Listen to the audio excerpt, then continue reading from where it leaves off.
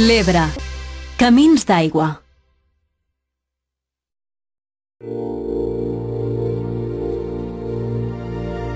En el capítol d'avui veurem com l'Ebre recorre les àrides terres aragoneses, recollint l'aigua dels seus nombrosos afluents del sud i del Pirineu gallego.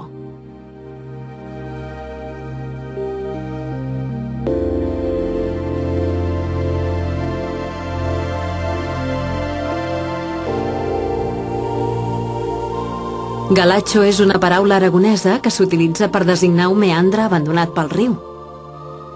El de Huslibol es va formar després de la gran inundació de l'Ebre l'any 1961 i presenta una interessant fauna i flora aquàtiques.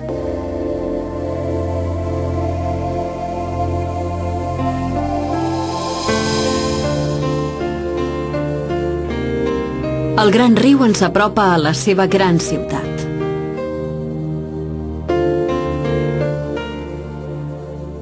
Saragossa és una ciutat bimil·lenària per on han passat i s'han establert la pràctica totalitat de les civilitzacions que han dominat la península.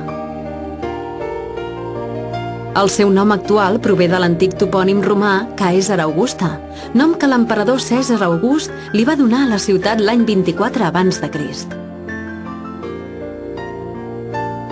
Aquest nom va arribar als nostres dies a través de l'àrab Saragosta.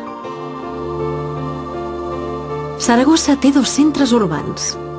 Per als seus habitants, el centre financer i comercial es distribueix envoltant el passeig de la Independència.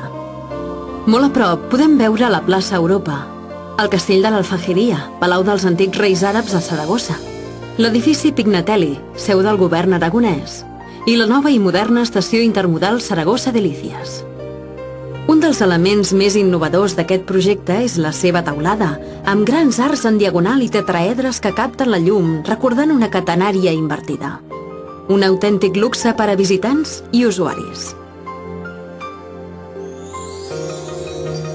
Per als visitants, el centre indubtable és la plaça de les Catedrales, un espai on rivalitzen les dues imponents catedrals saragossanes, la del Pilar i la del Salvador.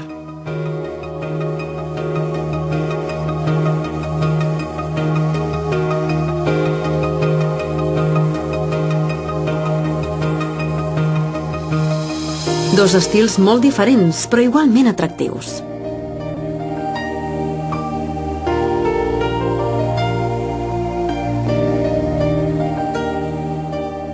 Aquesta plaça marca el ritme turístic de la ciutat durant tot l'any, excepte el dia del Pilar. Cada 12 d'octubre, aquesta plaça és molt més que el centre turístic o religiós de Saragossa.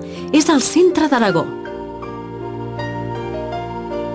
Aquest dia, pels carrers de Saragossa convergeixen gairebé la meitat dels habitants del territori aragonès en una cerimònia, l'ofrena de flors, que va més enllà de ser un acte religiós.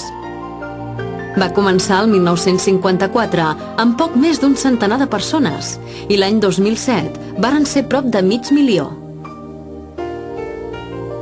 Aquí no solament s'hi troben saragossans de naixement, sinó també aragonesos procedents de molts altres llocs i gent que després d'instal·lar-se a Aragó ha assumit aquesta tradició tan arrelada com jove.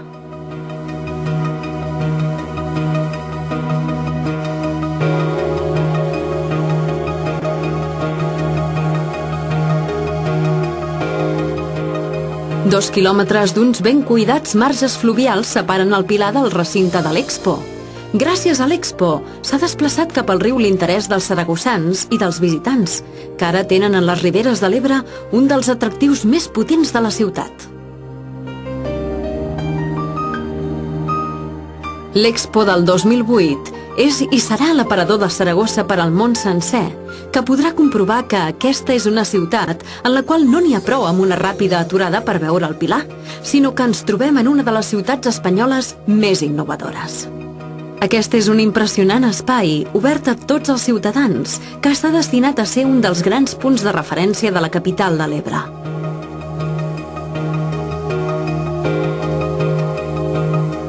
Les joies del recinte d'aquesta expo saragossana dedicada a l'aigua i al desenvolupament sostenible són el pavelló Pont, dissenyat per l'arquitecta iraquiana Zaha Hadid,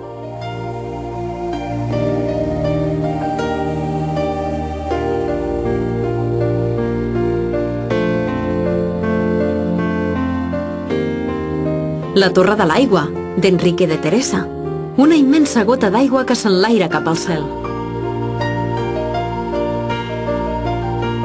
El Palau de Congressos, seu de la Tribuna de l'Aigua.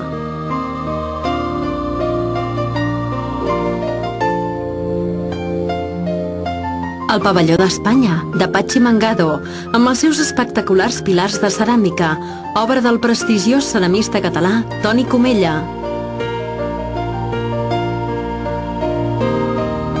I el Pavelló d'Aragó, d'Olano i Mendo, al costat dels pavellons de les comunitats autònomes.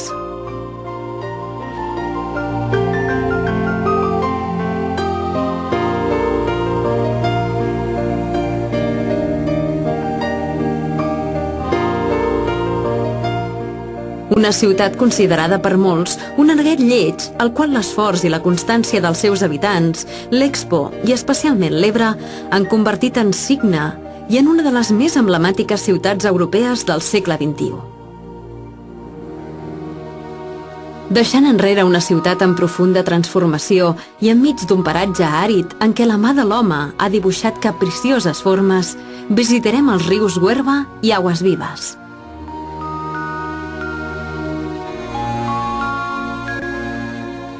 Arribem a Muel, capital saragossana de la ceràmica i població on es troba una de les més antigues i interessants obres públiques romanes d'Espanya, la presa de Muel.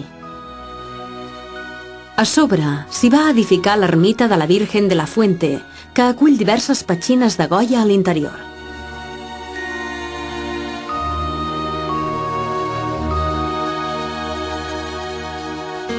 Aigües amunt hi ha Mezalocha i el seu famós embassament, testimoni modern d'un altre anterior començat el 1719 i enllestit 9 anys més tard. Probablement va ser una defectuosa fonamentació, la responsable del trencament de la presa el 1766, fet que va provocar una enorme riuada cap a la vall. Aquesta ruta té una altra important fita goiesca a la vila natal de Goya, Fuendetodos. Aquí, però, només hi va pintar unes portes a l'església, destruïdes al començament de la Guerra Civil, juntament amb gairebé tot el temple. A més de la casa on va néixer Goya, hi ha un museu del gravat molt interessant i una ruta per les neveres on es guardava el gel destinat a abastir Saragossa.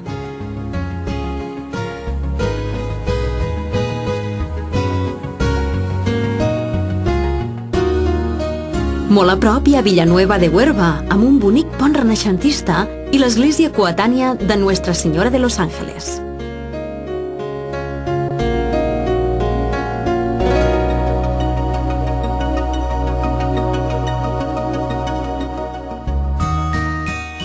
La presa de l'embassament de les Torques va ser acabada el 1948 i té una alçària sobre el llit del riu de 32 metres.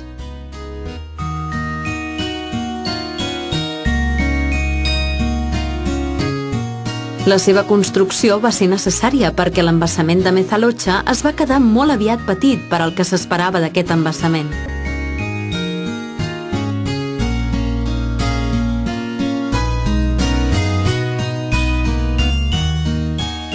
Remuntem el riu Càmeres, principal afluent de l'Aguas Vivas, i arribem a Azuara, nom derivat de l'àrab Al-Zuaira, que significa la bonica.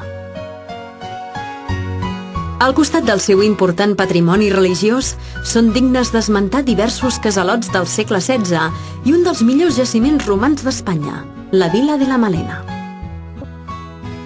Es tracta d'una rica vila romana dels volts del segle IV després de Crist.